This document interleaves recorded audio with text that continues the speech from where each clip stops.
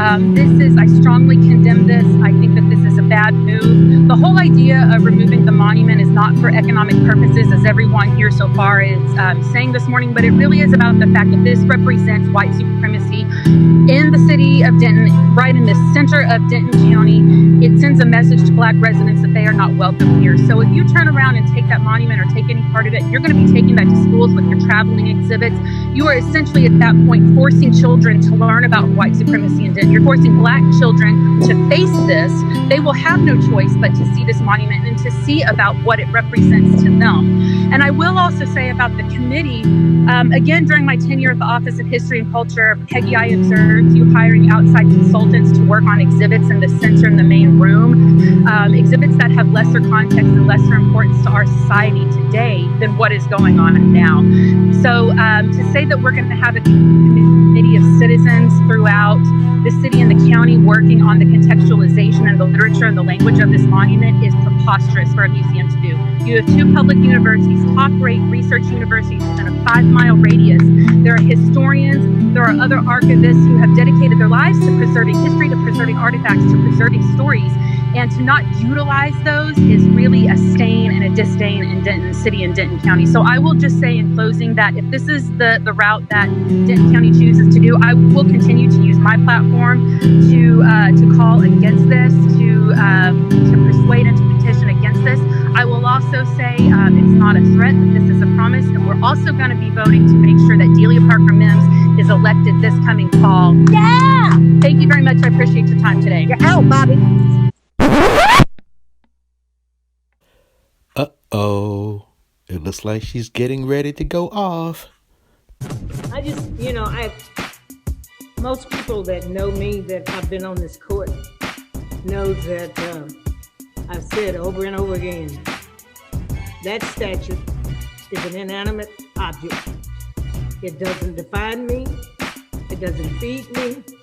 And for all these years on this court, it hasn't mattered to me whether it's been there or not, because it does nothing for me.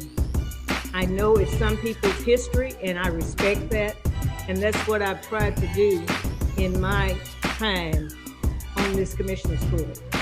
I want to thank, I said last week, I couldn't believe that in 2020 that we were having to visit the issue of the racism, and I changed my mind, because it's not just racism, the evil that we saw with the officer, with the man knee on Mr. Floyd's neck. I said I couldn't believe that in 2020 that we had to still live that. But for my commissioner's court today, you have proven over and over that you're a resilient people. While all around us, we've heard the drumbeat of hurt, sorrow, moral decline, but you continue to step up to meet the needs of the people in our community, because that's our job. I want to thank the 15-member committee that came in and spent their time telling us what they'd like to do with this, for us to do with this statute. I want to thank the 7-member committee that we've worked. I want to thank everyone, even the ones that are protesting, because they brought this issue to light again, that there is still racism, not only in Minnesota, but in Denton County.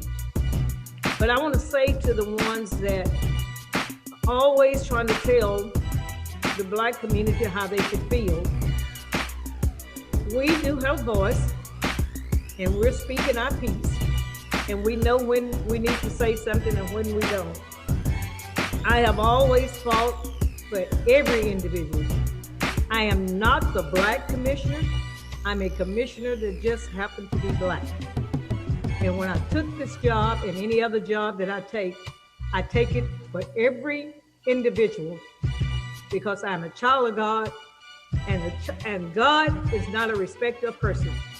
He loves each and every one of us. I may not agree with you on everything that you have to say, but I can certainly agree to disagree. And like Apostle Paul says, sometimes I'm hard pressed on every side, but I'm not crushed. Sometimes I'm perplexed, but I'm not in despair. Sometimes I'm persecuted, but I'm not forsaken. Sometimes you might try to strike me down, but I'm not destroyed. I rise and I keep on meeting the challenges every day here in Denton County.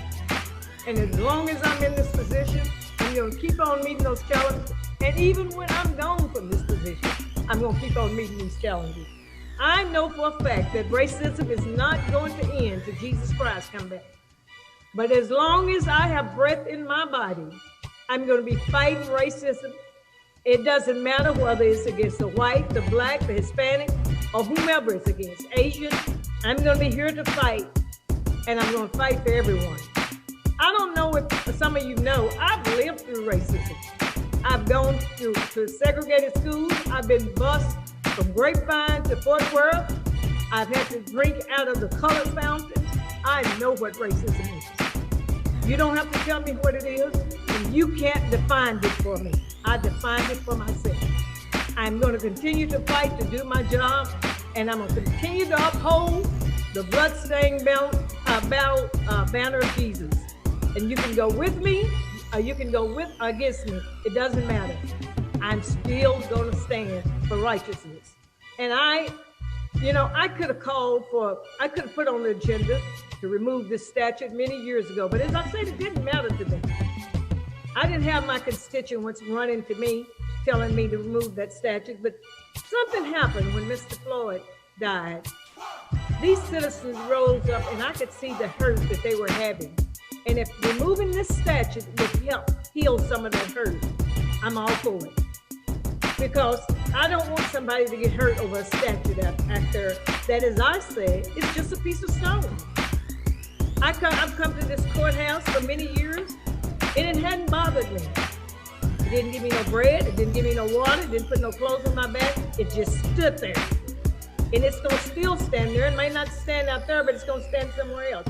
We need to spend our time on loving each other. This pandemic gave me a new perspective. When this pandemic happened, COVID-19, I saw things that I never thought I would see in my lifetime. People are hurting. They're not hurting about a statute. They're hurting because they're sick. They can't make a living. Their businesses are closed and can't get out and go anywhere. So instead of spending our time fighting over a statute, we need to spend our time on loving each other and seeing how we can help our fellow man. And I'm through with this statute business. Yeah.